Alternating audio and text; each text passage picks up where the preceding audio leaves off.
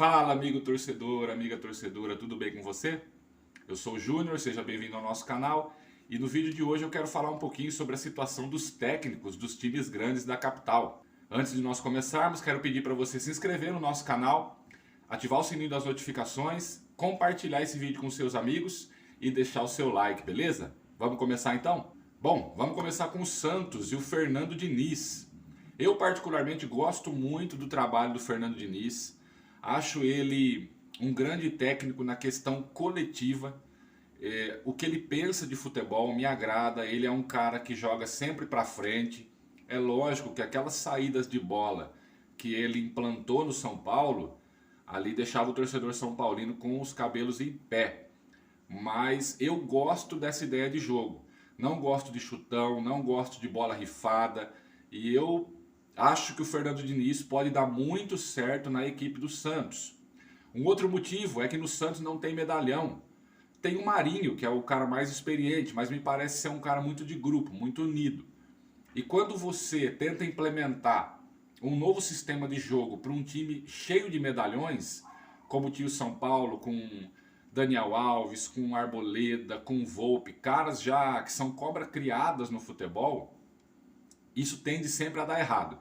Porque os caras jogaram bola a vida toda, os caras têm a sua maneira de jogar, a sua característica de jogar, e quando chega um treinador para mudar tudo de uma hora para outra, esses caras tendem a se rebelar. Com o Santos é diferente, é um time de garotos, um time de meninos, um time que com certeza vai ouvir a voz do treinador. O Fernando Diniz no Santos, para mim, vai ser como se ele estivesse numa pré-escola. Ele é o professor e a garotada são os alunos. E como eles estão começando e querem conquistar o seu lugar ao sol, o seu espaço no futebol, eles vão ser obrigados a ouvir o treinador, independente se eles gostem ou não do esquema. E vão ser obrigados a aderir àquilo que o treinador está falando. Porque, pensa comigo, os caras não aceitam o plano do Diniz. O Santos vai continuar nesse perrengue. O Santos vai continuar patinando da forma que estava até a chegada do Diniz. Então eu acho que o Fernando Diniz vai ter facilidade para ter esse grupo na mão, para implantar sua filosofia de jogo e fazer com que o Santos pelo menos melhore. Ser campeão com o Diniz ou não, é difícil falar, porque para ser campeão tem uma série de fatores. Não dá para cravar que o Santos vai ser campeão de alguma coisa esse ano ou enquanto o Diniz estiver no comando. Mas eu acredito sim que o Santos vai mostrar, sob o comando do Fernando Diniz, um futebol melhor do que o que vem apresentando. Falar um pouquinho sobre a situação do Corinthians. No momento que eu gravo esse vídeo, o Corinthians não tem treinador. O Corinthians demitiu o técnico Wagner Mancini após a derrota de 2-0 contra o Palmeiras na semifinal do Paulistão. Eu particularmente acho que a diretoria do Corinthians fez uma burrada. O Corinthians, quando o Mancini chegou, e você corintiano vai lembrar, no ano passado, o Corinthians brigava para não ser rebaixado no Campeonato Brasileiro. O Mancini chegou com o propósito de livrar o time do rebaixamento. E conseguiu. A proposta para esse ano era fazer uma reestruturação, colocar a molecada para jogar, e ele vinha fazendo isso bem. Ele não vinha desempenhando, na verdade o Corinthians não vinha desempenhando bom futebol, mas os resultados eles estavam vindo. E a diretoria, na pessoa do presidente, do Duílio, deu uma entrevista dizendo que o Mancini tinha todo o respaldo, que tinha confiança, que estava executando exatamente aquilo que havia sido planejado. E uma eliminação na Sul-Americana e uma derrota para o Palmeiras, coloca por terra tudo aquilo que o presidente falou. Então eu acho uma incoerência mandar o Mancini embora. Tá? Ele tirou leite de pedra, o elenco do Corinthians é ruim, e me perdoem os corintianos, é um time fraquíssimo, é um dos piores Corinthians que eu já vi. E ele fez um excelente trabalho, vinha fazendo um excelente trabalho. E como fica agora a situação do Corinthians? Vai tentar trazer o Lisca? Parece que tem alguns contatos aí com o Lisca, treinador do América Mineiro. Eu, sinceramente, se fosse o Lisca, não aceitaria. Não pela grandeza do Corinthians. Todo treinador tem o sonho de dirigir o Corinthians, ou um clube com a grandeza do Corinthians. Mas o cara tá lá no América. O cara tem o time na mão. O cara tá na final do Campeonato Mineiro e tem tudo para fazer uma boa campanha no Brasileiro da Série A. Não tem pressão.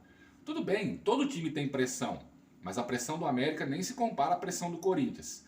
E ele vai largar tudo lá para vir pro Corinthians, para ser pressionado, para ver rojão na porta do estádio, para ver protesto, para ver a torcida invadindo, ameaçando. Eu particularmente não viria. Fala-se também do Renato Gaúcho, uma situação que eu acho que é até pior, né? Pior pro Corinthians e pior pro Renato. O Renato no Grêmio, como eu disse, é igual o Lisca, tinha o time na mão. O Renato é o maior ídolo da história do Grêmio.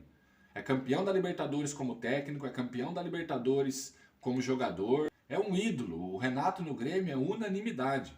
Ele vai vir pro Corinthians para começar um trabalho praticamente do zero. E será que a torcida do Corinthians, será que a diretoria do Corinthians tem paciência para esperar esse time dar resultado na mão do Renato?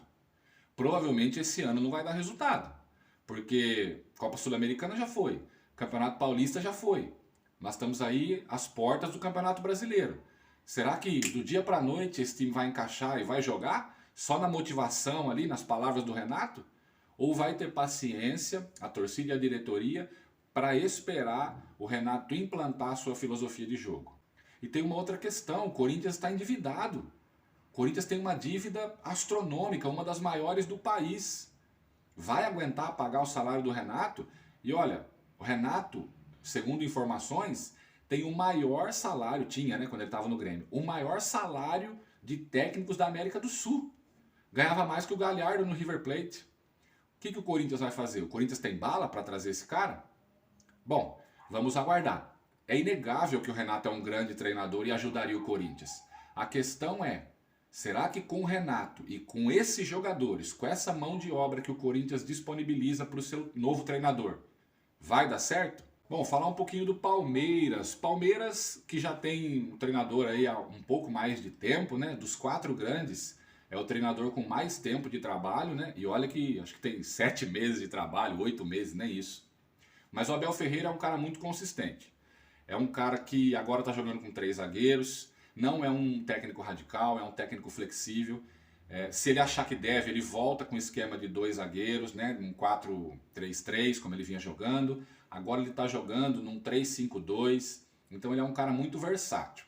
É um cara carismático, é um cara que caiu nas graças da torcida e também pudera, né? Campeão da Libertadores, campeão da Copa do Brasil, né? Até eu, pô. Abel Ferreira, ele, independente do que a torcida diz ou do que a diretoria diz, ele é um cara que acredita muito na sua visão de futebol.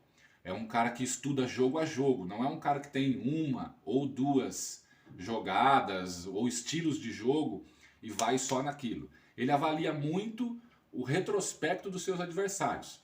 Um exemplo disso é que o Palmeiras jogou contra o Independiente Del Valle no Equador fechadinho, jogando por uma bola, porque ele viu que todo mundo que saía para cima do Independiente no Equador tomava uma sapecada. Então ele foi para garantir ali 1-0, se desse, se não um empate, até porque o Palmeiras não tinha a obrigação de vencer no Equador. E conseguiu vencer. Da mesma forma contra o Corinthians. O Corinthians é uma equipe que, assim como o Palmeiras, espera muito. Só que como ele viu a fragilidade do time do Corinthians, ele resolveu sair para cima do Corinthians.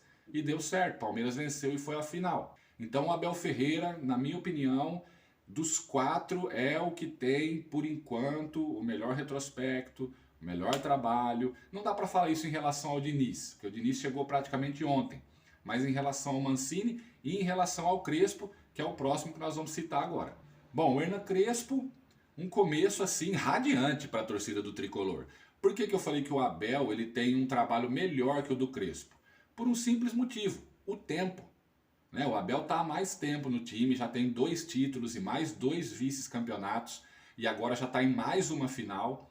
E o Crespo chegou e já está na sua primeira final. Então o Crespo pode sim passar o Abel, pode, mas é simplesmente por questão do tempo. O torcedor São Paulino vai ficar bravo, vai falar que o Crespo é melhor que o Abel. Pode se tornar, por que não? Mas hoje, por questão de tempo, questão de títulos, o Abel ainda está um passo à frente.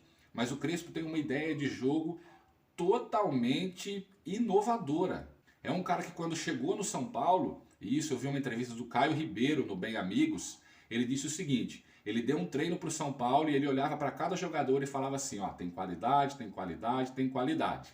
Mas espera aí, vocês não marcam? Vocês não se defendem? E ele mudou todo o esquema de treino. Hoje um coletivo no São Paulo tem a mesma pegada de um jogo, porque ele entendeu que o São Paulo era um time frágil na marcação. Hoje o São Paulo é um time que faz muitos gols e é um time que toma pouquíssimos gols. Haja vista os dois jogos entre quartas de final e semifinal. São Paulo fez 8 gols em Ferroviária e Mirassol e levou só 2. O Crespo é um cara que gosta muito de jogar com os alas, assim como o Abel Ferreira também. É um cara que se defende com 3 zagueiros, quando está sem a bola, recua os seus volantes, quando está com a bola, libera os seus alas. Então é um time que dá defesa para o ataque, em 3, 4 toques está na cara do gol. É um cara jovem, é um cara que foi jogador e foi um grande jogador, né? Artilheiro por onde passou, ídolo por onde passou, o 4º maior artilheiro da seleção argentina. Então conhece as dores, as necessidades, os desejos, as vontades dos jogadores, fala a mesma língua. E isso tem um peso enorme. E eu particularmente acho que o Hernan Crespo vai dar muito certo no São Paulo. Então, torcida do São Paulo, ânimo. Porque independente se ganhar ou perder o Campeonato Paulista, como eu disse aqui, ganhar ou perder faz parte. Você tem, a torcida do São Paulo vê como obrigação o Paulistão, mas você tem uma grande equipe do outro lado. Você tem o atual campeão. Então é 50-50, mas independente do resultado, o torcedor são paulino tem que estar muito animado e tem que continuar apoiando o Crespo. O torcedor brasileiro tem memória curta. O torcedor brasileiro, o cara ganha 10 jogos. No primeiro que ele perde, já perde a cabeça do cara. E não. Então, torcedor são paulino, apoie o seu treinador, que ele vai sim levar o São Paulo a sair dessa fila e não só a sair, a melhorar o seu futebol e a ganhar mais títulos. Bom, espero que você tenha gostado. Dessa forma eu coloco um ponto final na nossa resenha de hoje. E eu quero pedir mais uma vez para você se inscrever no nosso canal, deixar o seu like e peço também para você compartilhar esse vídeo com seus amigos, beleza? Se você tem uma opinião diferente, comente livremente aqui nos comentários, ok? Forte abraço, valeu!